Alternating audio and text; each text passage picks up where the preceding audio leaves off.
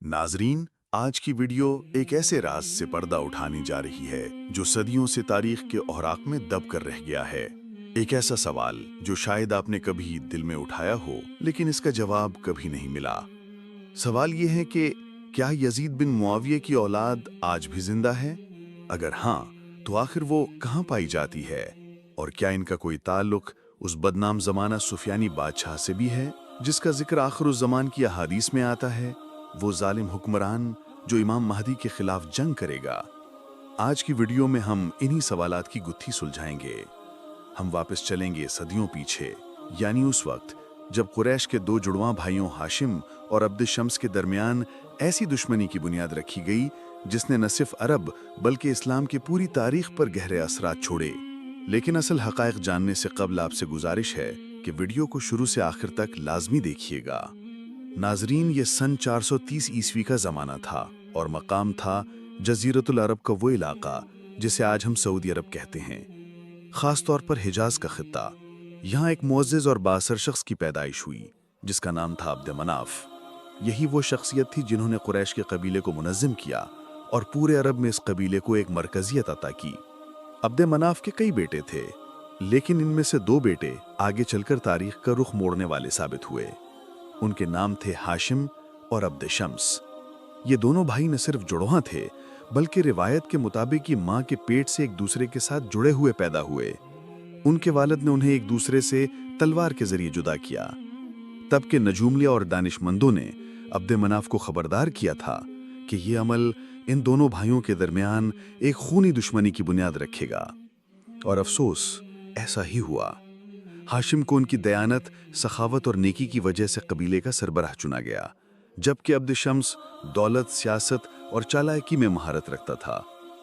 मगर सियासत की ये चालाकी वक्त के साथ साथ हसद में बदल गई। अब्द शम्स हाशिम की मकबूलियत से जलने लगा। वो हर मैदान में हाशिम को नीचा दिखाने की कोशिश करता और यही कशमकश, यही मुकाबलाबाजी वक्त के साथ उनकी औलादों तक मुंतकिल हो गई। एक तरफ हाशिम की नस्ल थी, वही नस्ल जिससे हज़रत अब्दुल मुत्तलिब, हज़रत अब्दुल्ला और फिर नबी करीम सल्लल्लाहु अलैहि वसल्लम की विलादत हुई। दूसरी तरफ अब्द शम्स की नस्ल थी, वो नस्ल जो आगे चलकर बनु उमैया के नाम से जानी गई।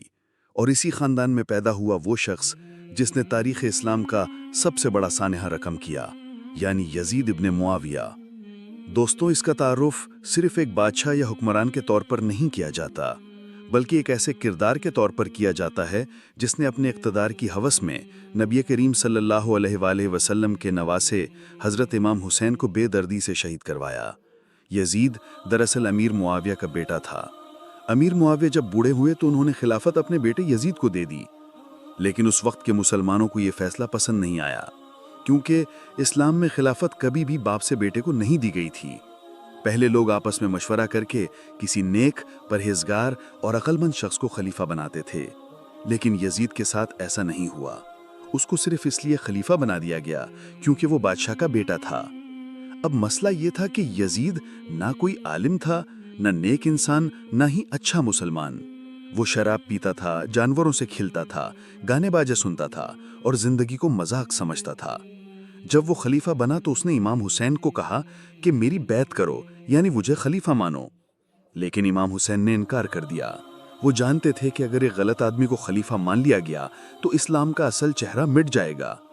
इसी इनकार की वजह से करबला का वाक़या पेश आया। यजीद की फौज ने इमाम हुसैन, उनके बच्चों, रिश्तेदारों और साथियों को बेदर्दी से शहीद कर दिया। उनको कई दिन भूखा प्यासा रखा गया। फिर जो चंद खवातीन और बच्चे बचे थे उन्हें कैद करके यजीद के दरबार में ले जाया गया। लेकिन जुल्म यही नहीं रुका। यजीद ने बाद में मदीना पर हमला किया, वहां के लोगों को कत्ल करवाया और फिर मक्का का मुहासरा किया, यहां तक कि खाने काबा को भी नुकसान पहुंचाया। ऐसे शख्स को मुसलमान कैसे खलीफा मान सकते थे? इसीलिए यजीद का नाम आज भी नफरत, जुल्म और बुराई की निशानी समझा जाता है।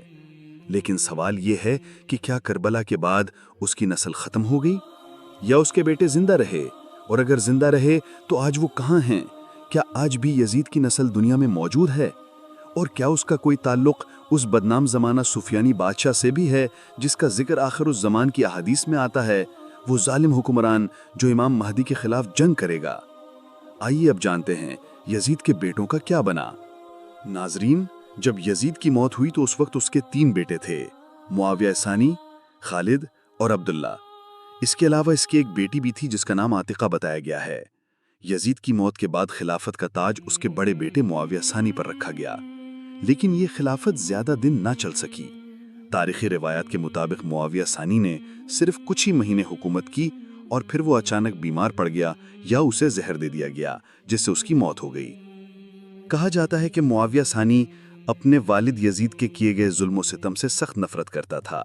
उसे अच्छी तरह मालूम था कि उसके वालिद ने किस तरह इमाम हुसैन और अहले बैत के साथ जुल्म किया, और इसीलिए वो खुद भी इस हुकूमत से दिलबर्दाश्ता था।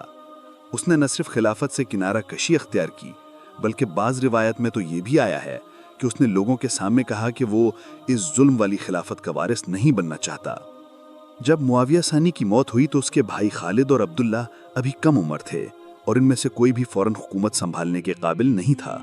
दूसरी तरफ मुआविया सानी की कोई औलाद भी नहीं थी, इसीलिए खिलाफत यजीद की बराह रास्त नस्ल से निकल गई और बनु उमैया की ही एक दूसरे खानदान में मुंतकिल हो गई, जिसे मरवानी शाख कहा जाता है। ये मरवानी शाख यजीद के चचा मरवान बिन हकम की नस्ल से थी। चुनांचे खिलाफत यजीद के बेटों से हटकर अब मरवान के बेटे अब्दुल मलिक बिन मरवान के पास आ गई और आगे चलकर यही खानदान बनु उमैया की ताकतवर हुकूमत बन गया। दिलचस्प बात यह है कि यजीद की बेटी आतिका की शादी भी इसी अब्दुल मलिक बिन मरवान से करवा दी गई, ताकि यजीद की नस्ल किसी न किसी तरह हुकूमती ढांचे में शामिल रहे। मगर यहाँ एक अहम सवाल फिर खड़ा होता है, यजीद के दूसरे 2 बेटों यानी खालिद और अब्दुल्ला की नस्लें कहाँ गईं? तो दोस्तों, खालिद और अब्दुल्ला इन दोनों के बारे में मुख्तलिफ तारीखी रिवायात में बताया गया है कि इनकी नस्ल आगे चलती रही, और हैरानकुन तौर पर कुछ रिवायात में तो ये भी जिक्र मिलता है कि सुफियानी यानी वो आखिरी दौर का जालिम बादशाह जो इमाम महदी से टकराएगा, इसी यजीद की औलाद में से होगा और उसका ताल्लुक इन्हीं दोनों बेटों में से किसी एक की नस्ल से जोड़ा जाता है। ये बात बाज़ रिवायात और शिया उलमा की किताबों में मौजूद है, लेकिन चूंकि ये मौजू तारीख, रिवायत और मजहब का मजमुआ है, इसीलिए इस पर मुख्तलिफ मकातिब फ़िक्र में इख्तलाफ भी पाया जाता है। मगर इसमें शक नहीं कि सुफियानी का जिक्र कई अहादीस में आया है और उसका खुरूज शाम के इलाके से होगा। अब अगर हम गौर करें तो यजीद की हुकूमत का मरकज़ भी शाम ही था, और यही वो जगह है जहां बनु उमैया का सबसे ज़्यादा असर और रसूख था। तारीख हमें बताती है कि यजीद के बेटों की जो औलादें बची थीं वो शाम में ही आबाद हो गईं और वक्त के साथ साथ मकामी कबाइल में घुल मिल गईं। उनकी पहचान रफ्ता रफ्ता ख़त्म होती गई, मगर उनकी नस्ल वहाँ फैलती रही। आज भी शाम में कुछ ख़ानदान ऐसे मौजूद हैं जो अपने आबाओ अजदाद का ताल्लुक बनु उमैया या यजीद की नस्ल से जोड़ते हैं।